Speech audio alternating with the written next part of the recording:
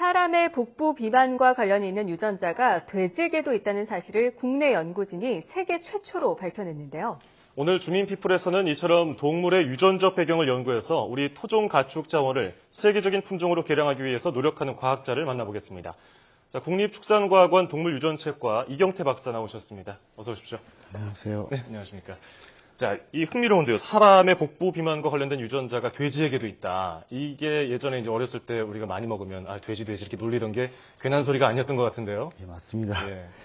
그래서 저희는 앞서 연구에서 등지방 두께가 두꺼운 한국 재래돼지와 그다음에 등지방 두께가 얇은 랜드레이스 품종을 교배해서 예. 그 자손들을 분석하고 그 결과로 돼지 6번 염색체의 특정 부분이 지방을 만드는 데 관여한다는 것을 알아냈습니다. 또 이를 질병관리본부 한국인 집단 8,842명의 비만도 분석 결과하고 비교를 해서 그 결과 FAM73A, NEG1, TTLL7 이렇게 세 개의 유전자가 인간은 물론 돼지의 지방을 만드는 과정에 관여하는 유전자라는 것을 알아냈습니다. 예. 네. 즉 돼지 지방 관련 영역에서 사람 비만 관련 유전자와 동일한 세 개 유전자를 발견한 것입니다.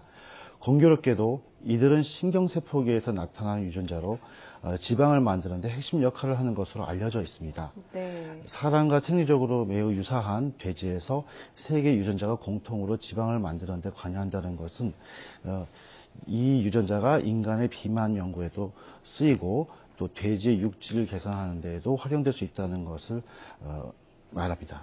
네, 듣는 것만으로도 호기심이 가고 재밌는데요. 이뿐만이 아니라 국내 연구진과 함께 돼지 유전자를 분석한 지도를 완성하셨다고 들었습니다.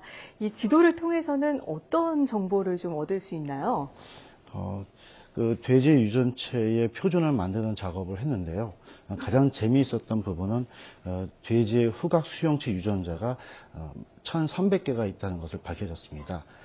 이는 개가 1,100개가 있는데 이보다 많이 있다는 것입니다. 또 참고로 사람이 400개 정도니까요. 네네. 이것이 돼지가 이제 개보다 후각이 발달했다는 직접적 증거라고는 할 수 없고요.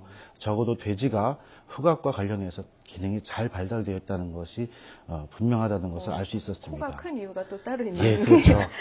그래서 또 이제 재밌는 부분 또 한 가지는 미각과 관련해서는 짠맛과 관련된 유전자가 위치가 다른 종과 다르게 이동해 있고 단맛과 관련된 유전자는 다른 서열이 삽입되어 있어서 좀 구조가 부서짐으로 인해서 그 기능이 약화되어 있다는 것이 확인되었고요. 네. 그리고 쓴맛과 관련해서는 인간이 25개가 있는데 반면에서 돼지는 17개가 있습니다.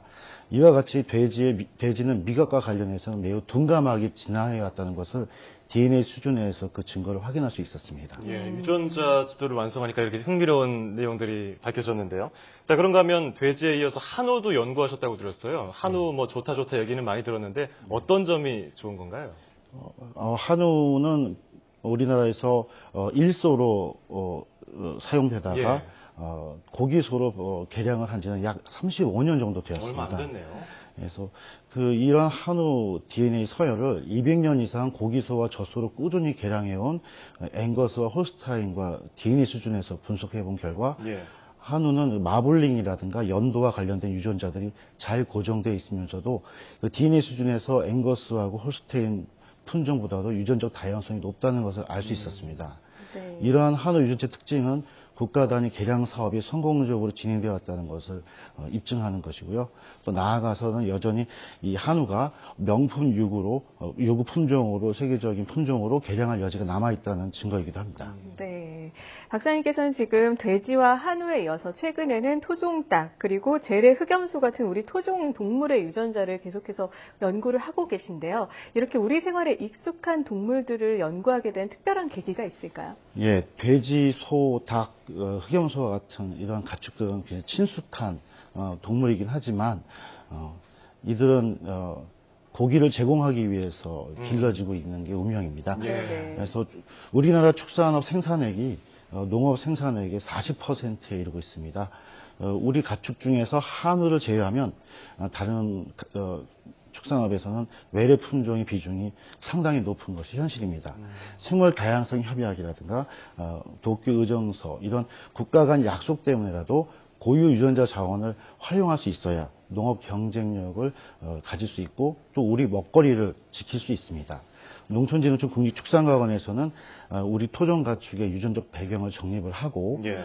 이를 활용할 수 있는 기술을 개발하기 위해서 연구를 지속적으로 수행하고 있습니다. 네, 일단은 궁극적으로는 사람의 질 향상을 위해서 동물들을 연구를 해보는 건데, 자, 일단은 이 동물들이 어느 정도 희생을 하는 거 아닙니까? 사람을 위해서. 그러면서 좀 어려운 점이 많았을 것 같은데 어떻습니까?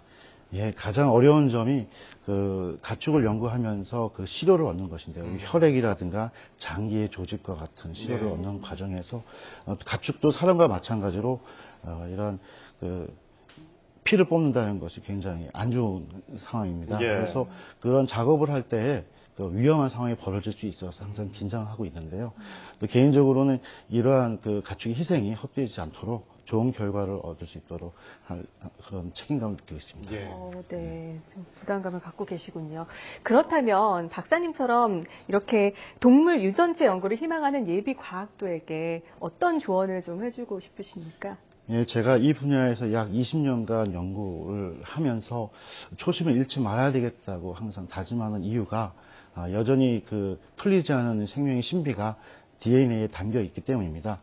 최근 들어 DNA 해독 기술이 급속도로 발전하면서 유전체 연구는 그야말로 빅데이터 시대의 핵심으로 자리매김하고 있습니다. 생명 정보를 담고 있는 유전체를 창의적으로 바라보고 분석함으로써 새로운 생명 현상을, 생명의 비밀을 파헤칠 수 있을 것으로 생각합니다. 네.